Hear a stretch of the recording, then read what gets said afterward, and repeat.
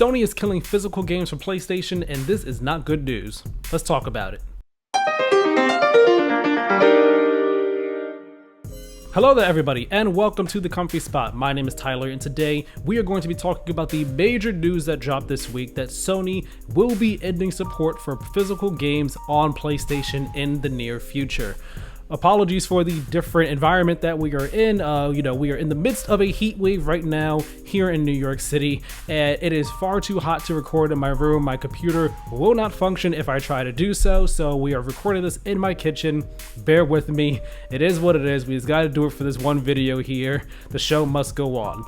Anyway, getting back to the main topic at hand, this week, Sony shocked us all with the announcement that its support of physical games for PlayStation will be coming to an end in January 2028.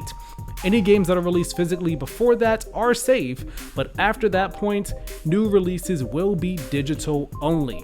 Sony points to consumer trends as the rationale behind such a radical decision, saying, quote, "This is a natural direction for Sony Interactive Entertainment to adapt to consumer trends as the general preference for digital media significantly outpaces physical discs.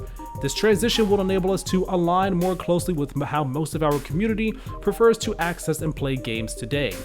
We'll continue to prioritize our resources to drive innovation in how players can access games and provide choices as to where players prefer to purchase new games, whether that's at retailers or PlayStation Store. We remain committed to delivering a world-class gaming experience to our fans, and we thank you for your continued support," end quote. The online reaction has understandably not been kind. You have those who are angry and shocked that Sony would make such an anti-consumer move, and others are disappointed and sad that the last true bastion of old-school gaming is officially being killed off. And coming off the back of Rockstar announcing that Grand Theft Auto 6 would only be released digitally, is it possible to fault anyone for feeling like this? It doesn't help that the announcement also was paired with the news that Sony will be closing the PlayStation Store on PS3 and PS Vita by the end of 2027. Now, for the record, I'm not in favor of the decision to kill physical games at all. It straight up sucks. I'm not afraid to buy games digitally if I don't have a choice or if there's a good sale, but I prefer to buy my games physically because it ensures greater ownership of the games I spend my hard-earned money on. There's also the aspect of internet download speeds being a limiting factor with digital purchases that I would much rather avoid. And being able to share my physical games is a nice bonus as well. But rather than lead with emotion like many online, I want to approach this topic from a level-headed place. As Khalif Adams, host of Spawn on Me, said on Twitter a few weeks ago in relation to some bad Xbox news, "I want more nuances and less emotions." That's not to say that emotion has no place in the conversation, especially one as important as this. Rather, we need to have the convo rationally by taking a step back and considering multiple different factors. We can start by talking about the facts of the matter. First off, it is no secret that digital game sales have become the predominant way in which people buy their games, especially on PlayStation.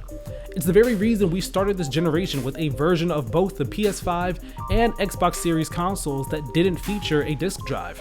Over on Blue Sky, Matt Piscatella from Circana shared data showing how physical game sales in the US have trended from 2007 to 2026.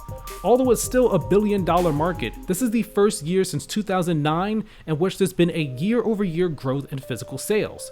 Looking specifically at PlayStation, according to data from Ampere Analysis, digital purchases accounted for 13% of PlayStation game sales in 2013. Fast forward to 2025, and digital purchases make up about 80% of game sales on PlayStation.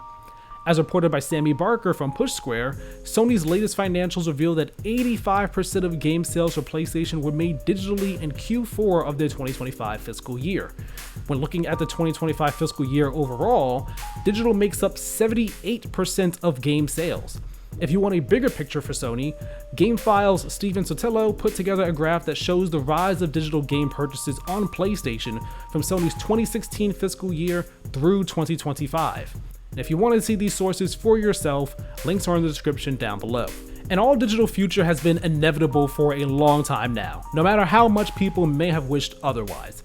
Those of us online may love and appreciate our physical games and have fond memories of looking through store shelves with friends and family, or repeatedly scanning the front and back of the case as we headed home to play.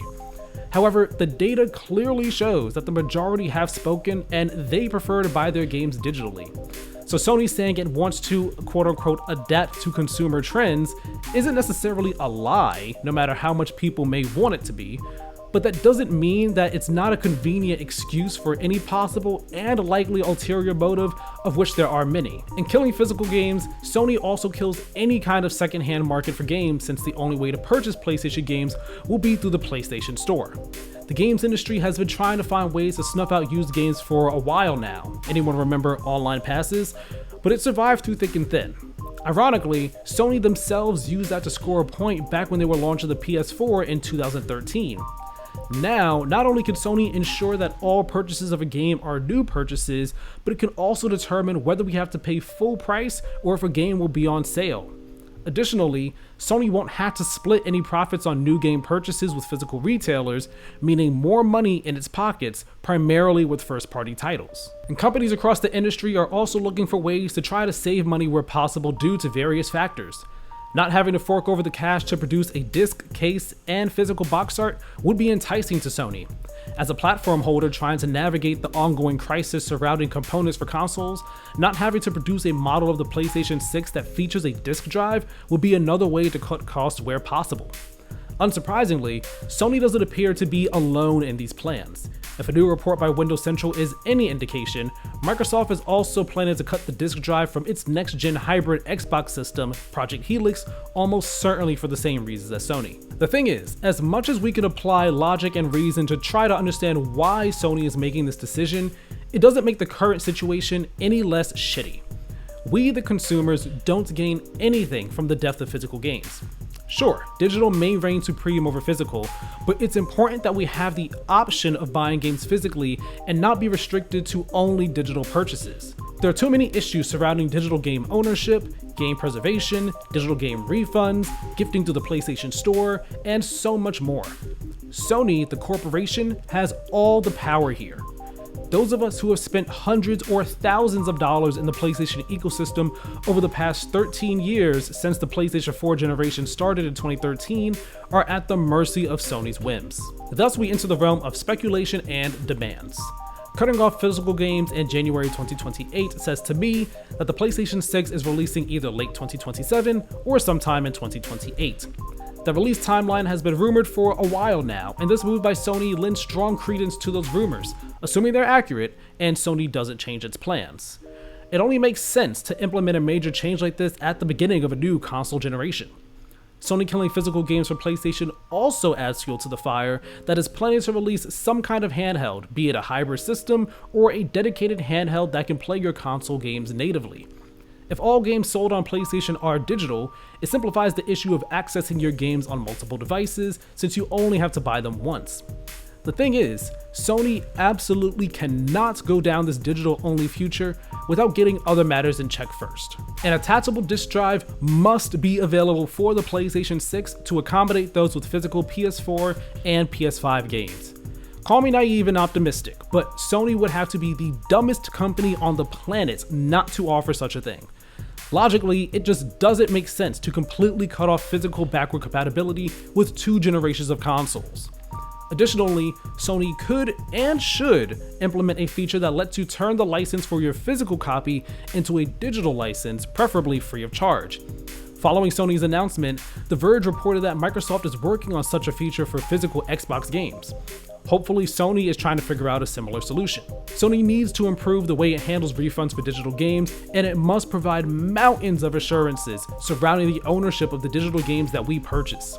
If I buy a game, I need to own it in perpetuity and be able to do with it as I wish. Perhaps Sony could look to Nintendo's virtual game card feature as a way to accommodate digital game sharing with friends and family. The list goes on. Perhaps the most insidious thing about all of this is the blatant disregard for consumers that's being displayed. Gaming is becoming prohibitively expensive, with $80 games slowly becoming standardized in the AAA space, and next-gen console prices likely to start at $1,000. When Sony should be trying to find any and every way possible to get as many people to buy into the next generation of PlayStation, this move instead pushes people out, be that because of internet handicaps or the likelihood of being priced out of gaming, since Sony would become the sole gatekeeper with control over digital pricing in their closed ecosystem. What really makes this news so depressing and scary is all of the unknowns surrounding it. There's a lot we don't know about Sony's plans because the company only gave us a small part of them. So while it's important that people use their voices and speak out for what they care about, it's just as important that we do so from a responsible place.